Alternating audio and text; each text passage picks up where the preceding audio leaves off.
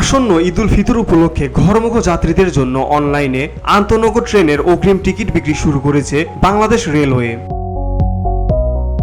শুক্রবার সকাল 8টায় পশ্চিমাঞ্চলের ট্রেনের 24 মার্চের টিকিট বিক্রি শুরু হয়, আর দুপুর 2টায় পূর্বাঞ্চলের ট্রেনের 24 মার্চের টিকিট বিক্রি শুরু হয়। রেল মন্ত্রণালয়ের সূত্রে জানা গেছে, অগ্রিম টিকিট শতভাগ অনলাইনে বিক্রি হওয়ায় কাউন্টারে কোনো লোক থাকবে না। টানা 7 দিন চলবে আগাম টিকিট বিক্রির কার্যক্রম। বসুন্ধরা, উত্তরা, বনশ্রী, কুড়িল ও বাড্ডা সহ রাজধানীর বিভিন্ন স্থানে অভিজাত ও অত্যাধুনিক মানের ফ্ল্যাট কেনার এক নির্ভরযোগ্য প্রতিষ্ঠান প্লেজেন্ট প্রপার্টিজ লিমিটেড। তাই আপনার স্বপ্নের আবাসনের জন্য আজই যোগাযোগ করুন। Pleasant properties limited, where destiny matches eventually.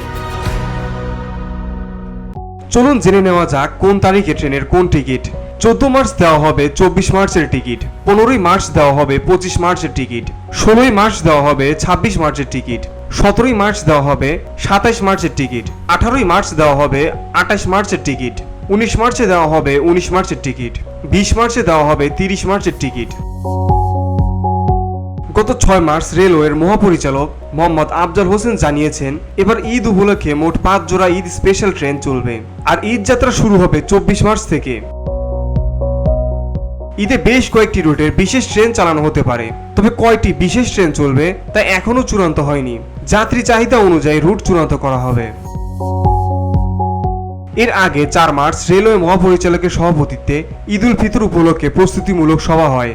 এতে অংশ নেওয়া রেলওয়ে কর্মকর্তারা জানান, সবাই ট্রেনে অতিরিক্ত ইঞ্জিন ও কোচ সংযুক্ত করার প্রস্তাব দেওয়া হয়েছে। ঈদ যাত্রায় 36টি অতিরিক্ত কোচ যুক্ত করার পরিকল্পনা করা হয়েছে। Beauty Bangla news desk.